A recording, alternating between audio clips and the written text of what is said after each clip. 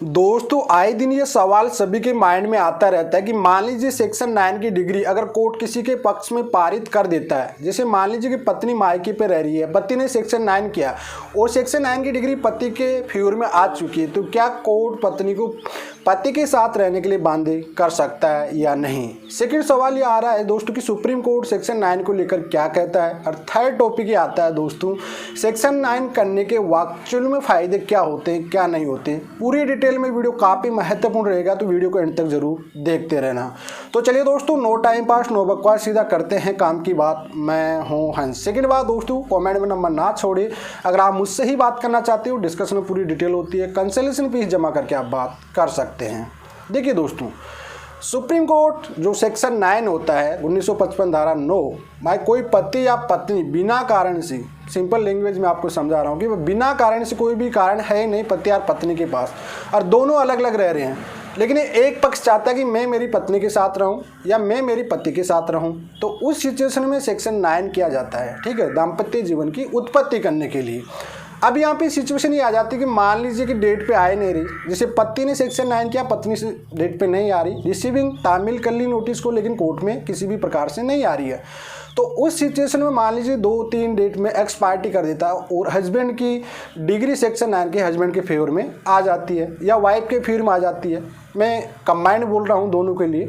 तो सिचुएशन आगे क्या होती है, क्या उसको कोर्ट पारित कर देगा या उसको बाध्य कर देगा कि आपको पति के साथ में रहना ही पड़ेगा। देखिए, सुप्रीम कोर्ट का सबसे पहले 1984 का एक जजमेंट है, सरोज रानी करके है वर्सेज सुदर्शन चड्डा करके 1984 का है, 1984 का एक जजमेंट है, लैंडमार्क जजमेंट में, जिसमें सुप्रीम कोर्ट सेक्शन 9 को लेकर कहता है कि ये कॉन्स्टिट्यूशन के ही खिलाफ है। ये रियलिटी है, क्योंकि सेक्शन 9 जो होता है ना, वो किसी को बांधे नहीं कर सकता है, प्रेरित कर सकता है रहने के लिए, कह सकता है। सिर्फ कोर्ट सिर्फ ये कह सकता है कि आपने शादी की है तो पति के साथ रहिए, अगर आपने शादी किया है तो पत्नी के साथ रहिए, बस आपको प्रेरित कर सकता है ओनली फॉर, ना कि आपको बांधे कर सकता है। तो कुल मिलाकर दोस्तों आपको ये समझ में आ गया होगा कि सुप्रीम कोर्ट इस चीज़ को जैसे आर्टिकल 14 और आर्टिकल 21 का उल्लंघन भी मानता है।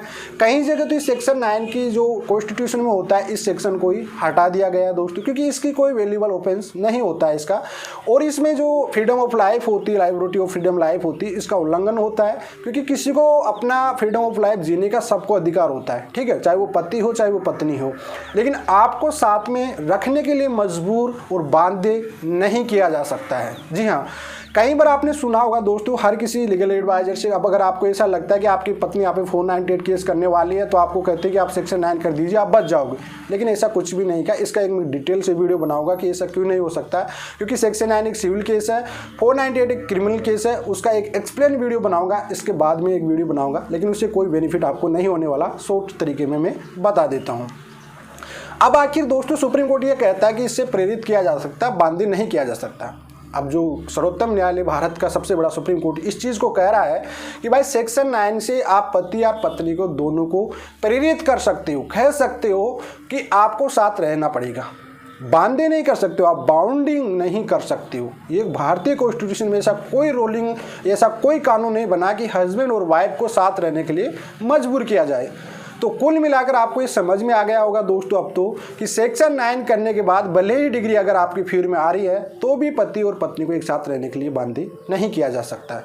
अगला सवाल लेते हैं दोस्तों, तो आखिर इस सेक्शन 9 का फायदा क्या होता है। देखिए, सेक्शन 9 करने का एक फायदा होता है कि कोई पति या पत्नी बिना वजह से रह रहा, अगर पत्नी रह रही है तो उसे मेंटेनेंस का हकदार खो देती है। सेकेंड, अगर 1 साल तक उन दोनों की बात नहीं बनती है तो डाइवोर्स का ग्राउंड बन जाता है और एक डाइवोर्स मिल सकता है।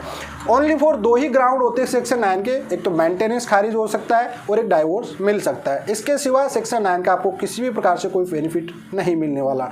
तो आई होप दोस्तों आपको पता पड़ गया होगा। अगर आप सेक्शन 9 करते हो तो उससे पहले ये वीडियो आपके लिए काफ़ी महत्वपूर्ण रहेगा। चलिए दोस्तों, आज के लिए इतना ही। जय हिंद, वंदे मातरम दोस्तों।